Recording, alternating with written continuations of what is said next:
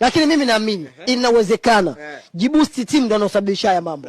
Naomba urudie Dosa. Inawezekana. Nimesema. Wewe umesoma Kiswahili fadhaa? Nimesoma vizuri sana. Inawezekana ikajibusti timu ndio zileta hizi kelele. Usizungumzie hizo timu za jibusti ambazo tunazizungumzia.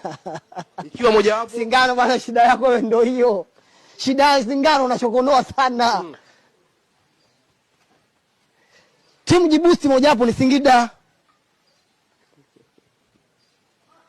Wewe unakataa? Sahihi. Timu jibusti nyingine ni Dodoma Jiji. Unakataa? Sahihi.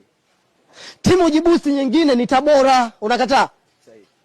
Niendelee kutaja? Mashujaa. Tuangalie hizo mechi ambazo umezitaja, hizo timu ambazo umezitaja, afu tuangalie kwenye mechi za Simba ambazo wamecheza na Simba.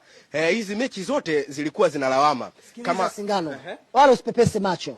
Usipepese macho kabisa. Mechi ya Yanga zidi ya Dodoma Jiji. Prince Dube alidai Varagija akatoa penalty. Walilalamika Dodoma? Hakulalamika. Mechi ya Yanga na Coastal Union. Baleke alifunga goli la offside. Walilalamika Coastal? Hakulalamika. Si ndio?